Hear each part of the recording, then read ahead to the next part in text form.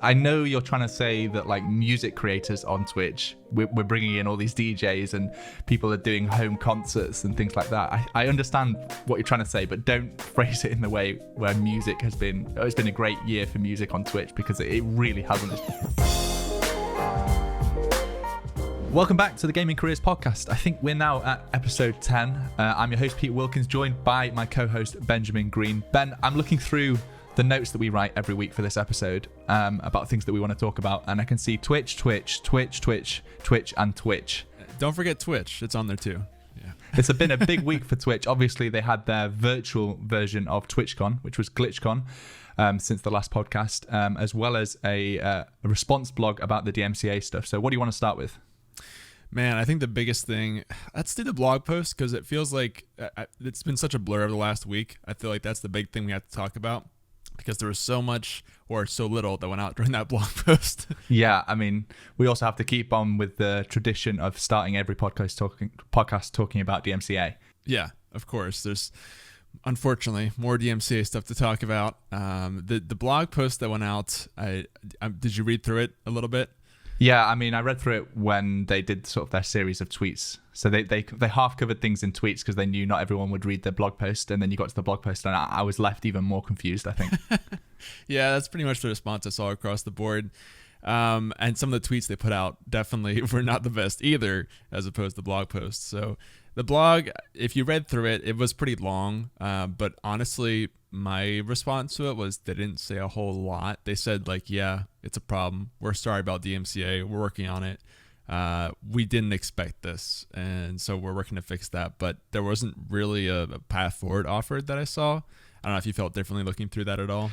I mean, I tweeted my frustration, which was retweeting one of their tweets where they basically said they were surprised by DMCA. And I was just like, Twitch, you weren't surprised. Come on, you're like a platform where people upload content. You're 5 years behind where YouTube was in terms of having to deal with RAIA and DMCA. Like, you weren't surprised. Don't tell us you were surprised, because you weren't surprised. You might have only had 50 DMCAs before this year, and then now you've had thousands and thousands. But your excuse can't be that you were surprised. You just have to apologize for being unprepared. And they did kind of write in some apologies and things that they should have done better, but it was just the whole thing was a bit of a shit show, I think. And their apology, maybe some people that just skimmed through it were like, okay, at least they've admitted responsibility. But for anybody that read between the lines, I think it was a pretty poor apology.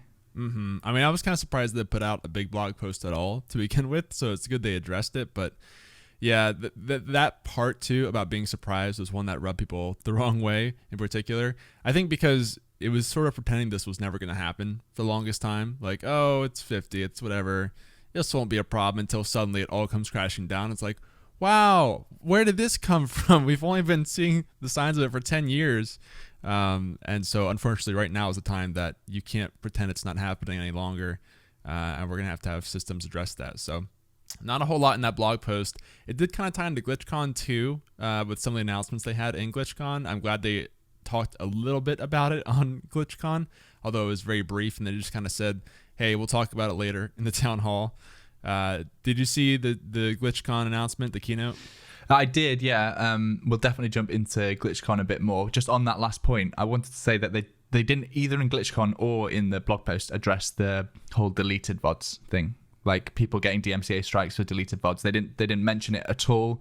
So I don't know if they're just trying to pass it off as a bug that they've fixed, or if I also saw like one of Twitch support's Twitter responses to like somebody asking about it, where they said, oh, it's because people are using third-party solutions to delete their VODs. And I'm like, that's probably not true either. Like, they're just trying to get away with it. But yeah, the GlitchCon event, I'm glad that they addressed it. Like, it was clear that GlitchCon was live and not some pre-recorded video that had happened before DMCA had all kicked off. But yeah, they kind of just didn't announce anything at GlitchCon and said, we're going to do a town hall in two weeks' time where we're going to address all these kind of questions about DMCA and about advertising and things like that. But I'm so used to the TwitchCon keynote being 10 plus new features that we're going to see on Twitch over the next year. Like the last two TwitchCons that I've been to over in America, I've literally sat in the keynote tweeting out all the announcements, and then I've gone back to the hotel room to make a video of like the 10 new announcements that are coming to Twitch. And like I couldn't even start to make a video from this year's announcement. There was just nothing. Yeah, and it's weird too because they've announced stuff even over the past week or two that they could have just put in the keynote. So I don't know why they didn't do that. Maybe they just wanted to keep it short or something. And we'll talk about those things later in the episode. But yeah, there really was no new big announcement this year. It was just kind of, hey, GlitchCon is a thing. And half the time, there were some cool things they did on the show, I'll say. Like they gave away $1 million to able gamers. So that was pretty cool to see. And it wasn't all bad. But yeah, I mean, I agree. I always look forward to new exciting features coming out. And we talked, I think, last show about some of the things that we hope we'd see. And they didn't really announce anything. So unfortunately, there's not a whole lot to get excited for. But at the same time, I would have hated it if they had just announced new things and not addressed any of these issues like the DMCA and the advertising. But did they really address them, or did they just, pan them off to this town hall in 2 weeks? And how many people are going to show up for that? I don't know. We're definitely going to cover the town hall and make sure that we get some good questions in there. But yeah, they sort of bragged about 550,000 new affiliates in 2020, which I don't think is particularly surprising when we look at the fact that the affiliate threshold is 3 average viewers. It's not particularly hard to hit that, and obviously with the pandemic, a lot of people have come to streaming. So 500,000 new affiliates and 8,500 new partners in 2020. So a lot of people making their full-time careers on Twitch, or certainly making some extra money on Twitch, I guess. Mm-hmm. Yeah, I mean, it's still cool to see, and it makes sense with so many people join the platform that you're going to get new affiliates that automatically get that too. I think it's still kind of cool to celebrate, but it's also not super surprising to me, especially because, like you said, affiliates for most people is a pretty achievable goal. So it was cool they called that out, and they had like the ticker at the bottom of the screen too. I think that was a cool touch, so you could see all the new partners they announced during the year. But yeah, not too much happening there. There's also, they touched on ads just a little bit, which we talked a little bit about last week too, because ads have been crazy right now. And if you've been on social, on Reddit, you've probably seen a lot of people talking about how bad the ad experience is right now. They basically just said, hey, we know it's bad, but we're working on it. And this is actually kind of what goes into what just got announced, I think yesterday, was the new multiplayer ads that came out. Yeah, so why didn't they announce this at GlitchCon? I don't understand. It's like a few days later, and they've announced this new, what they call them, multiplayer ads. And I had a quick look at the blog post that they put up about this. This is effectively where all of your viewers are going to see the same ad, and then after the ad finishes, they're going to sort of answer a 1-question survey, like embedded into the Twitch player. So it'll be like the example that they threw up was an advert about Twitch gift cards, and like which design of a gift card appeals to you the most, and you vote on that. And then if enough of your viewers vote, then the streamer receives bits as a reward.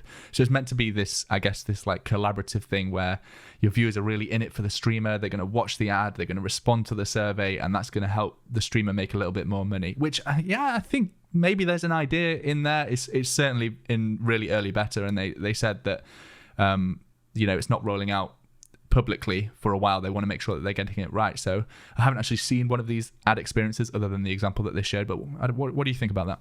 Yeah, I mean, I think it's definitely in the right direction. I would much rather go through that experience than sit through like 3 consecutive unskippable ads that are random throughout the stream.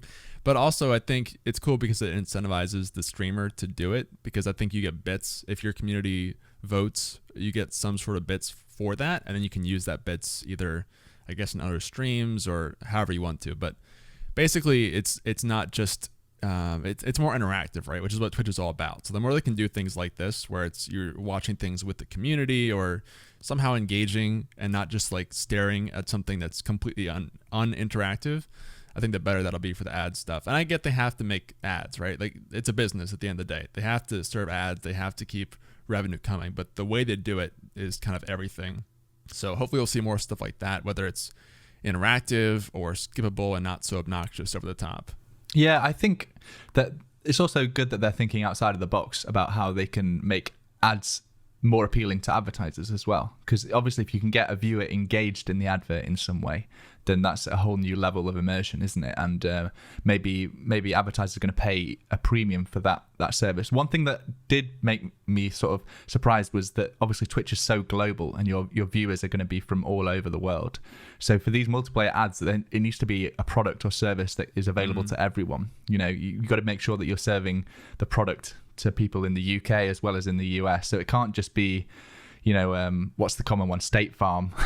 Yeah. Like these American only companies that mean nothing to the rest of the world. Maybe they're in Canada as well, but certainly North American companies, they just don't resonate at all over in Europe because we don't have that company here. So it's going to be interesting what they do with people that are watching the stream that are in countries where they don't, that advertiser doesn't work or sell a product. Are they going to see a different advert? Are they not going to see an advert at all? These are all questions that we're going to have to answer once we start to see these adverts come into play.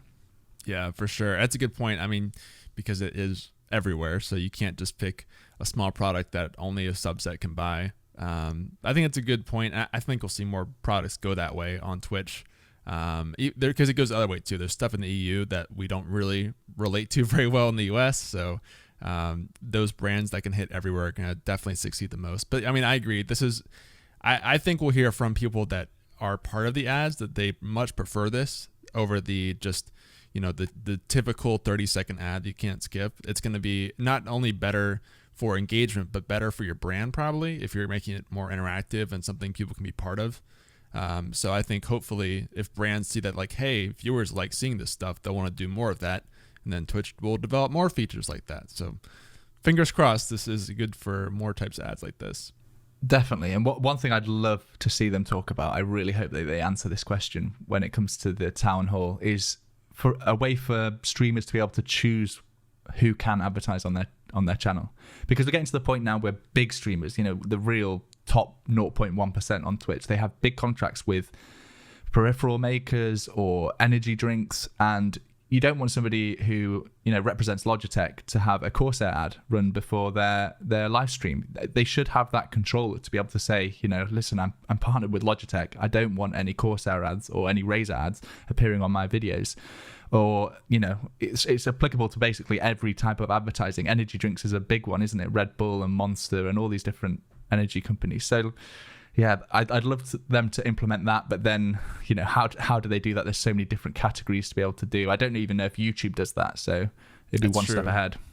You want to hear something really funny though? I mean, I stream on the Legion official Lenovo Legion channel, and that channel can get ads for like Alienware and these other competitors on the official channel. So like that's the extreme example. But yeah, I agree. Like if you're sponsored by this brand that you're promoting, and then you get this ad that's for the direct competitor, I mean, that's directly competing with what you're trying to do. So hopefully they can get some way. I agree. It's really complex because there's so many brands out there. You'd have to go through and like blacklist certain ads or something. And I don't know, but there has to be some way to do it in the future, I think, if you want to see more brands come in here and not have that, because it is a blocker for brands. If they say, hey, like for Legion, why are there Alienware ads on our channel, right? That's a big issue. So hopefully they'll find something for that. And then if they can solve it, I think we'll see more brands and better ads come to Twitch too. Yeah, I'm sure they probably have some way of doing it right now, because I feel like you wouldn't watch like the Riot Games channel for League of Legends World Championship and get like a Dota advert. I don't know if Dota have ever advertised on Twitch, but I feel like there must be some system in place, and it just needs to filter down to the smaller creators. But yeah, some kind of ad management would be really handy. But at the same time, are Twitch really in the position where they get to pick and choose how many advertisers they work with? They're probably just trying to get as many advertisers on the platform as possible. I don't know. Like I've gone through the experience of trying to work with ads on Twitch before, and I think they are very picky about who they work with, because it's not the type of thing where YouTube is like an open platform, right? Where anybody can kind of go on and submit an ad essentially, and you can get your ad. That's why you see, you know, unfortunately some very bad ads on YouTube for like scam sites or whatever else, because anybody can submit an ad. Whereas on Twitch, yes, you can email the advertising people, but it's unlikely you get a response at all. It's more likely they reach out to somebody and say, hey, do you want to advertise on Twitch, instead of the other way around. So I think there's still a lot of people that would want to advertise on Twitch that aren't already. The question is like how much Twitch wants to police that and kind of control their ads partners and who gets to show on there. I think especially with this new system, the multiplayer ads, they're probably going about it in the right way, because they're thinking about the creator as well as the viewers. And really, for us in the community, us streamers and us viewers, we want those two to be big priorities rather than them, plastering 3 minutes worth of ads back to back because they need to meet some objective like we talked about a couple of weeks ago from Amazon to make a certain amount of money. We don't resonate with that at all. Whereas if they introduce news where, hey, the streamer can earn extra money through bits if the audience, interacts with like a little survey at the end. And, it's really not an intrusive experience. You're staying within the player and, you're helping your streamer earn more money. Like that really resonates, I think, with viewers and streamers. So I'm actually quite hopeful about this. I think if it gets implemented in the right way and it's not super repetitive and you're answering the same question over and over, then it could be a way forward. Yeah, I think so too. Have you seen fewer ads on Twitch lately? I feel like over the last, compared to this week with the previous couple weeks, I've seen less this week. And so I don't know if Twitch is listening and they're saying, hey, we've kind of gone crazy here and we got to dial it back a little bit, or if it's just me. Have you seen the same thing? Or maybe your double ad blocker is like now working again. I don't know if I've noticed a lot, but I haven't watched a lot of Twitch other than really GlitchCon was the only thing I really paid attention to this week. And I shared the tweet of Emmett saying what a great year it's been for music on Twitch in 2020. And I was just like, well, I don't know if he directly said it or if the person that he passed it on to who heads the music team. I was just like, just choose better words. I know you're trying to say that like music creators on Twitch, we're bringing in all these DJs and people are doing home concerts and things like that. I understand what you're trying to say, but don't phrase it in the way where music it's been a great year for music on Twitch, because it really hasn't. It's probably been the worst year for music on Twitch. Yeah, absolutely. And so to your point, both of them said that actually. It was Emmett as well as the other guy, yeah. Which I see what they're saying, right? Because there were some big music moments this year. I think we saw more artists than ever coming to Twitch. Like a lot of my favorite EDM artists doing production streams, then DJ stuff too. There was the whole Stream Aid thing. Those were huge. But the problem is they said that right after talking about DMCA. And obviously, like right now, over the last couple weeks, is an awful time for music on Twitch. So like you said, choose better words. They could have done a better job saying that, of saying, hey, yes, we know DMCA is a problem, but look at the whole, we've still done some pretty cool stuff with music. So, I mean, it was unfortunate the way they said that.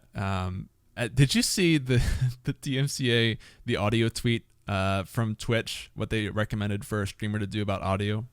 Oh, in-game audio? Yes. Yeah, go on. Explain it. So basically, Twitch, I think it was in response to their blog post probably. Somebody had asked, hey, the biggest game of the year is coming out next month, which is Cyberpunk. And they were saying, what do we do about music? Like, do we have to just turn music off in the game? And the official response from Twitch support was, hey there, we recommend reading through the EULA for every game you play, which is crazy. But then secondly, to remove music if you can, or if not, just to mute all game audio. And this was an official tweet, and it got a crazy amount of quote tweets on Twitter of people basically just memeing that, because obviously just muting all game audio for your games is not going to be a viable solution for streaming. I feel sorry for whoever's like the team that's running the support account for Twitch, but that is a bad response, because I saw loads of tweets. I imagine this is what you were talking about quote tweets of people pretending to like make the in-game noise with their mouth. So like they're going underwater and they're like pouring a jug of water into a glass or something like that, or like they're climbing the stairs and they've got like fake noises that they're going to be introducing. But yeah, it's a mad world, and that's what I feel. This DMCA stuff, we're talking about music right now, but when it gets into video games, if that ever happens, it's going to be an absolute minefield where people aren't able to stream certain games because of even audio, but also like visuals in games. Yeah, well, somebody had gotten DMCA'd from like wind sounds in Destiny, so not even music. That stuff blows my mind that we're getting to that territory now. And hopefully those are easily overturned, but still. That definitely happened on YouTube when there was people getting DMCA'd for like police sirens when they're just filming a video and it's a car going past or something like that. I don't actually know how YouTube dealt with that, but I assume that's probably some bad actors filing fake DMCA notifications, or just the automated system, being over aggressive.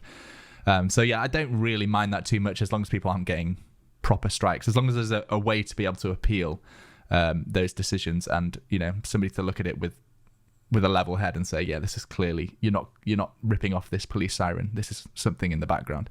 But yeah, GlitchCon overall, just not enough announced.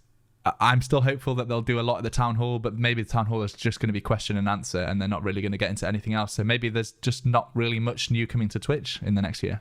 Yeah, I mean, there were a couple things. So there was the channel points predictions that also came out, I think, yesterday. And I was testing it out a little bit yesterday. That's kind of cool. And again, seems like something they could have just talked about at GlitchCon. I don't know why they didn't, considering it was 2 days apart from the actual event. But yeah, this, for anybody who doesn't know, this is a new feature that's kind of similar to polls, where there's a little pop-up above your chat on Twitch, and people can kind of wager their channel points as to the outcome of what you're doing. So maybe, are you going to win this game in a battle royale or something? And they can vote yes or no. They put up a certain amount of channel points on that, and then at the end, after, you get to select like whether it happened or not, basically. And then whoever voted, that channel point pool gets dispersed among the people who got it right. So I think it's pretty interesting, and it's a fun little new feature, but they didn't, again, no discussion of it at all about GlitchCon for some reason. Yeah, so this is definitely a feature that I've seen other bots have, other chat bots that you could have in your stream, where people would sort of bet in-game, or not even in-game, but fake currency on the outcome of something. So the most common one that I see, because I watch a lot of FPS streamers, is, are you going to win this round, or are you going to win this game, based on the champions that have been selected or something like that. And, it's just a little bit of fun, lets the viewers be a bit more interactive in the stream, I guess. So it's nice to see Twitch adding that as an official feature. I always feel sorry for the poor developer who made this feature first, and then Twitch just takes it and it's like, that's official now. You no longer make any money from this. But yeah, that's the risk of developing for a big platform like Twitch. So yeah, it's a cool feature. The other thing we saw was the channel schedule reminders and one-off schedule additions. This is such a minor feature that I feel like, why did they announce this at GlitchCon rather than anything else? Essentially, though, they're trying to push a lot of people to using the new Twitch profile page, where you can add social medias and add a schedule without having to rely on a plugin. So you can now set schedule reminders where viewers who sign up to these reminders will get a notification when your schedule is about to start, rather than just when your live stream goes live. And the one-off schedule additions, I guess this is if you have a super rigorous schedule, you stream 3 days a week at certain times, but all of a sudden you have a free Saturday and you want to stream, you can just set up a one-off schedule edition rather than having to go in and actually edit your concrete schedule that you use every single week. So, I mean, anything to say on those? Yeah, I think those are cool. I think, little quality of life changes like that are always good. The reminders, I think, are probably the thing I'm most excited for. If they can actually send those out, that's pretty cool. The problem with schedule is that it's still so hard to find on the Twitch channel. I think if you didn't know about it, you probably would not find it very easily for most viewers, because you have to click into the profile, then find the schedule area, then, whereas it could be very easy to find. It used to be a lot of people just did this through panels, which is right below your stream, but now you have to click into the profile. So I think a lot of people in practice don't actually find the schedule area right now. But I mean, at least for those who do, it's more options added there. Yeah, it'd be cool if they, if you went to somebody's profile who was offline, if the schedule somehow showed, or it showed a countdown to when their next stream is from their schedule. Even if they're hosting somewhere, just the title of the stream could be something like going live in 4 hours 36 minutes, and that could count down. I think that would be quite cool, because the main reason for a schedule, I feel, is when you arrive at somebody's profile and they're offline and you want to see, when are they next online? But like you said, it's a bit hard to find.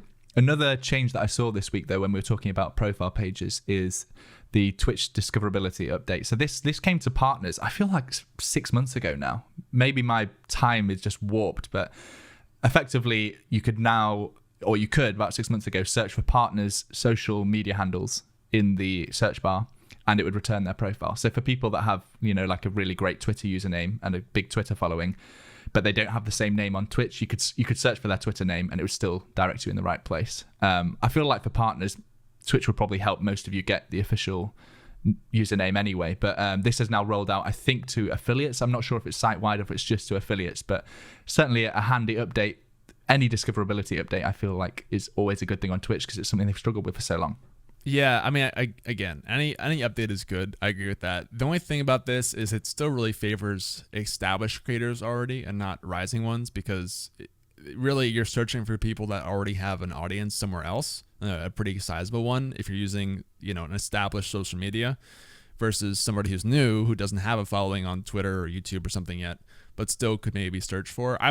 I still think there's a lot they can do with the search on Twitch personally, just looking at what YouTube can do for not only established but even new creators and how you can create searchable titles and things like that. There's just no support for that on Twitch right now. So while I agree it's better, we're getting closer, I still think there's a lot that could be added here pretty easily, I would think.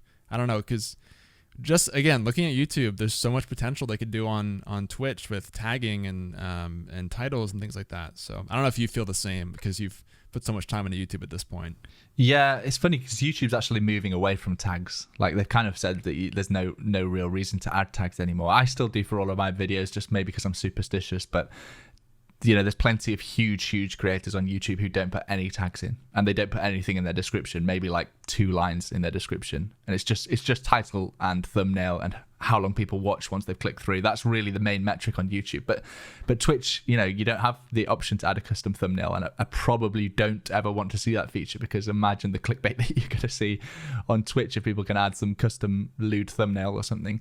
But yeah, maybe it just favors popular people that are coming across to Twitch. So obviously Twitch has made a lot of progress in terms of getting people to come from YouTube to start live streaming on Twitch, or people that have big music followings on Spotify or something coming over to Twitch. Maybe it's really just benefiting them because creators or viewers can now search their usernames from other platforms and find them on Twitch more easily. Mm-hmm. I mean, which is good too. If you're looking for somebody specifically who's established and you're coming to Twitch the first time, that's nice. But the thing is, for rising creators, it's probably not going to help you that much, honestly, until you build something on YouTube or some other platform that can then translate onto Twitch. So at the end of the day, it's the same thing. You still have to build somewhere else and then come to Twitch to kind of grow. I guess the one nice thing is it adds to the profile page as well. The profile pages do look better than they used to, especially if you're arriving at someone's stream that's offline. But yeah, plenty more work that could be done on discoverability, definitely. I think they also mentioned that they're basically getting better with their recommendations in terms of, if you've watched a certain number of different creators, they're getting better at recommending other creators that are similar to that. I think, there's no data behind that, but if they say they're getting better, then hopefully they are. I still think one of the biggest issues with Twitch is like that follow-on content. It's so well done on YouTube, where you watch a video on a topic and YouTube has pinpointed the exact type of video they think you want to watch next, and it can be from any creator. And that's really hard to do on Twitch because you side so much with the personality of the streamer, and forcing a new person on you just doesn't really work quite as well. Yeah, I agree. The black hole of YouTube effect isn't quite the same as strong on Twitch for sure. I think there were some data points that came out of GlitchCon which were cool. Now, unfortunately, the guy who was giving all the data, his mic cut out like half the time he was talking, which was sad because I think he had the most interesting stuff to talk about of the entire keynote, unfortunately. But I couldn't work out if that was his microphone being too far away and like his noise gate kept kicking in, or if it was just a poor connection. But yeah, it was so hard to watch and like understand what he was saying. It had to be a noise gate because they could have fixed the other stuff. Like they could have turned up the volume, I think, on the broadcast side. But yeah, but he was talking about some of the data around, I think, channel trailers and how those were actually making a difference and people sticking around. And again, I couldn't hear what the data was because he kept cutting out. But I might look into that and see like what. I'm a big data nerd with Twitch stuff. So that apparently is helping. I think the social, I agree with you. It definitely looks a lot better than it did before on the channel pages with having all your social icons there and not in the panels anymore, which is pretty clean. But then, yeah, the recommendations, if that's getting better too. I think the other thing they said was if someone watches for 15 minutes, did you hear that? He said something about they're kind of tuning for that metric. If you watch a stream for at least 15 minutes, then they're more likely to recommend you, I think. I gotta look into that a little bit more, but yeah, that was interesting to hear that metric. It's sort of the first time I've heard that from Twitch. Yeah, that's the really impressive thing, I think, about Twitch or live streaming in general is that retention. Like the amount of time that people will watch a single streamer for. Some people sit through the full 8-hour streams, and like if you got that kind of retention on YouTube, it's hard to keep people's attention for even 2 minutes on YouTube. So the fact that people stay engaged for that long is impressive. So yeah, I'd love if they uploaded or made a blog post about what he was trying to say, because I was just watching it checking my internet. Like, is it my internet going down? Then I look at the Twitch chat and everyone's complaining about the fact that this guy's mic keeps dropping out. And I'm like, oh God, you hate to see technical issues from a company as big as Twitch, you know, who are meant to be about live streaming. I also thought Emmett's setup was really cool to look at, but the audio was weird in that his microphone was very far away. There was a lot of like fan noise in the background. And yeah, I mean, I guess they're trying to do the best they can with the virtual broadcast and not as much control over everybody. So I understand that piece. I'm glad they at least did it in the first place, because I think some people were scared that Emmett was going to come on for like 2 minutes and say, GlitchCon has begun. All right, let's go, and then say nothing. So at least he did say some stuff. But that's the first time we've heard from him since TwitchCon 2019. You know, like, you would think he had a lot to talk about, and he did. Like we said, he did apologize for like some of the things that people have been complaining about from Twitch. But I just would have thought there would have been some substance, some features, something to get excited about. There was a lot of people I saw like really saying the way Twitch fixes this bad PR is just to give a better subscriber split, give it 60-40, you know, because right now, unless you're, again, the top 0.1%, you have a 50-50 split on subscriber revenue. So if somebody subscribes to your stream for $5 a month, you get $250, Twitch gets $250. Such an easy win for Twitch if they change that to be slightly in favor of the streamer. But yet, I mean, to blanket say that they're going to give away 10% of subscriber revenue to streamers, that's probably a big margin, but it would be such an easy PR win. People would be like over the moon with that news. Yeah, I mean, because you think about even that small little change can be massive when you scale it up over the amount of subs. But yeah, I mean, any announcement would have been good here just to help with the PR, like something exciting for people. And they just really, I mean, they had the donation, which is good. The donation to Able Gamers, that was nice. But it's still not like a Twitch change to kind of combat the issues that have been happening lately, to get people excited about. So I was sad that I didn't really see anything there. And we got the predictions, we got the ads updates, I guess, yesterday, but not really that exciting. Even just like talking, like in TwitchCon's past, they've talked about stuff that's pretty far away. The scheduled thing, I remember, was months away when they talked about initially. But still, just saying like we're working on this and it's going to come would have been really exciting, I think, for people. So I know we're going back to what we already talked about, but that would have been cool, I think. One thing I want to say is, from my like software engineering background, which is what I did before gaming careers, when a platform or like a website or any service becomes more and more mature, it becomes harder and harder to implement like new exciting features, because you kind of hopefully rounded out all of the features that you wanted to build when you're 10 years in.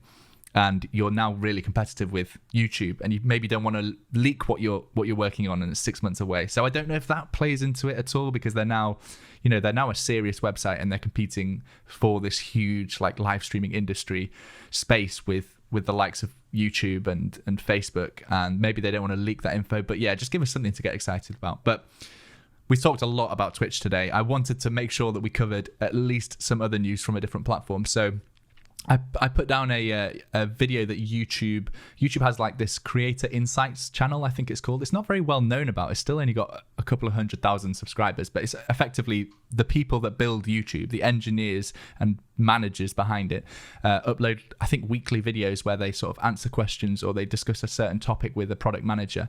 And I think a couple of weeks ago, they uploaded a video where they did some Q&A about search and discovery, because I know that's a big thing about YouTube. People that want to upload videos there, they have questions about how you get into the recommendation feed and all that kind of thing. Did you manage to catch this video? Yeah, I just saw it this morning. It was really interesting to hear straight from the people building YouTube. You know, it's not this myth going around or kind of people guessing, but actually just straight from the builders. So super interesting. I think there was like 4 different things they talked about for the questions here. We'll go through these real quickly, I guess. First one was, do a few poor uploads affect future video uploads? So like, if you have a couple of videos that don't do well, does that mean your future videos are docked too? And it sounds like that's not the case, which is really good. So if you have one bad video, don't have to worry about your next one doing badly too. You can just kind of start from a blank slate, which is super nice and good to hear. I think this definitely, the myth sort of rose when YouTube started supporting live streaming, and there was sort of this rumor going around like, don't live stream on your main channel because the stream becomes a VOD, and then that VOD won't do well with your audience, and then that will affect your future uploads. And honestly, that was like a real rumor that people were believing whilst live streaming came live. And so it's really nice to hear that they sort of treat every single video independently, and they're almost not looking at it from the uploader's point of view, and they're instead looking at it from the viewer's point of view. So if they see that a video is doing well with any audience, even if it's just 10 people, if there's a lot of click-through rate and there's a lot of watch time, they'll start to suggest it more and more, and it's treated completely independently from previous uploads or what channel it's from. So that's one of the nice things about discoverability on YouTube, is you can sort of pick up a lot of traction, especially if you're targeting search terms. If you do a video that really does well, then you'll start to bump up the rankings in that search term, and then you can start to build subscribers even though you started with none. So yeah, that was cool to hear. The next question, I think they sort of discussed about video upload and recommendation limits. If you upload 20 videos in a day, is there any limit to how many of them will get recommended? They essentially said there's no limit to how many of your videos can be recommended to a viewer. So if they think that the next 5 best videos for the viewer are from your channel, then they can all be recommended. The only limit that they have is for notifications. So when people click the bell icon on your YouTube channel, when they subscribe to get notifications of new uploads, those are limited to 3 per day. And I guess that's just so that if you uploaded 10, they're not getting 10 notifications, and then they're going to turn off all YouTube notifications on their phone. Right. Yeah, which makes sense. I mean, I don't imagine many channels are doing more than 3 videos per day. So hopefully it's a niche case. I think they did say that if you do series content, like a produced series, then that makes sense and that works pretty well to all release at once. But other than that, that's good to see that you can release as many as you want and they'll still get recommended. The other piece, the third piece they talked about was, do inactive subscribers affect your video's performance? This was actually really interesting to me because I have a very old channel with like 700 subs who are not at all interested in what I'm doing now. But they said YouTube is smart enough to know which viewers are interested in which of your videos. So if you kind of change topics or something in the future, then it shouldn't be too bad for you because they're doing it on a video by video basis and not so much your channel as a whole, which is pretty interesting. So that stuff will still show up in recommendations down the road. Yeah, I think that's really interesting for anybody. Like for me, I've built a large YouTube audience now, but because I've done it over the course of almost 4 years now. In fact, here's a tidbit. It's actually the 4-year anniversary of me starting the channel today. So I'm just about to put out a tweet with, my start date being today, 4 years ago. But yeah, 4 years of building YouTube content. Obviously, you're going to get some dormant subscribers over that time, because those people 3 years ago who really loved live streaming, wanted to learn everything about it, subscribed to my channel, watched all the videos, and then, maybe they had a kid and they can't live stream anymore and it's not interesting to them, but they haven't removed their subscription, and it's not going to affect the performance of your videos being recommended to other viewers. Basically, YouTube is smart enough to know what your viewers are interested in and not interested in. Even if they're still subscribed to a channel, they're probably not going to get recommended your content if YouTube doesn't think they're still interested in it. So don't worry about inactive viewers. Obviously, don't try and change the niche of your YouTube channel every year, because that's just going to annoy your current subscribers. Try and keep it all together. But yeah, it's nice to hear that, I think, because pretty much every YouTube channel has this. You're not going to see a big YouTube channel with the same number of subscribers as viewers on every video. You look at PewDiePie, like he's not getting over 100 million views on every single video. That would just be ridiculous, because he's going to have a lot of dormant subscribers. But the fourth and final thing that they discussed is how important is external traffic. So external traffic means if you post your video on Discord or on a tweet or in an email newsletter or anywhere that is external to YouTube, and then people click through to watch that video either on YouTube or embedded into the platform that they first saw it, how important is that external traffic? So the response here was basically that it definitely does help, and it's one of the metrics that they look at. But really all it does is helps the very beginning, kicking that video into suggested. Once it's in that suggested system, that algorithm, YouTube are primarily looking at the main two aspects, which is click-through rate and watch time. So how many people are clicking on this thumbnail title combo, and then how long are they watching for? And if those two metrics are really well received, people are clicking through it a lot because they really like the topic, and then they actually agree with the topic and they watch the whole video, it's not clickbait in any way, then YouTube's going to recommend it more and more. So it's not a metric that they're constantly looking for. But I thought that was really nice to see, because I have like an industry newsletter where I quite often put my new uploads, or my Discord server, automatically posts my new uploads. And I was kind of wondering, does it make sense for me to push these to my viewers to kind of kickstart the algorithm, or should I let them just find it on YouTube themselves? What's going to be better for me? And it was nice to hear that like it does make a difference, especially at the beginning when you're trying to get it into suggested. Yeah, that seems like the way it should be too, because obviously you can get a big boost initially from just blasting social media, say it's out now. But ultimately, it's got to come down to what people on YouTube want to see, and not just people coming from other places on YouTube. So it's good to see they have a nice mix of that's kind of kickstarting your video initially, but ultimately, like, are people who see that on YouTube clicking on it and watching through and want to see more videos. So that seems like the best way to do it, in my opinion. It's not just based on one system or the other. It's a good balance of the two. Yeah, so I mean, Twitch could learn from that. I think Twitch could do little Q&A videos. Maybe that's what the town hall is going to be. I don't quite know how they're going to take questions, if they're going to take them in advance or if they're going to, just make their own questions that they can write easy answers to. Who knows? But yeah, I think that'll probably do it for this week. Really interesting talking about all the updates from GlitchCon as well as some of the changes on YouTube. The DMCA stuff is going to be ongoing. We're going to probably be talking about it in some aspect on every week's podcast. Big shout out to everybody that has subscribed to the New Gaming Careers Podcast YouTube channel, where we obviously upload the video versions of this podcast. And thanks to everybody that's listening on traditional platforms like Apple Podcasts, Spotify, Stitcher, or the website, or wherever it is you're listening. If you do have the ability to give it a review, a star rating, a thumbs up, any of those things helps get this podcast more discovered. And as we can grow it, we can continue to talk on more topics, bring in external guests about certain things, and hopefully continue with this weekly schedule. Ben, any last words? Yeah, absolutely. I mean, I'd add on to that too. Excuse me. Feel free to hit us up on social if you guys want us to talk about something that you want to see in the show. Would love to hear about that. If there's something that we missed, there's a lot of live stream news across these platforms. So if there's something that you see, let us know. We can talk about it. And thank you guys for supporting us. And really excited to keep moving on this show. And like you said, leave a review if you can. That really helps us know how we're doing and how we can improve in the future. Let's give our social handles then. Mine's nice and easy, at Gaming Careers on Twitter, but yours is at _Benjamin Green. Yeah, _Benjamin Green, or just Benjamin Green on Twitch. I'm working on the underscore still. Okay, well, like I said in a video previously, the more followers we can get, _Benjamin Green, the more weight he will have with Twitter to be able to remove the underscore and take the official account. I when I first started with Twitter, I had Gaming Careers _ and it took me a little bit of time to be able to send through an email to. I wanted to wait until I hit a certain subscriber or follower goal until I emailed them asking, but they did manage to eventually sort it, which is nice. So yeah, let's help Benjamin on that journey, or underscore as we might call you from now on. But yeah, thanks so much for listening, guys, or watching, and we will catch you in the next episode. Peace. See ya.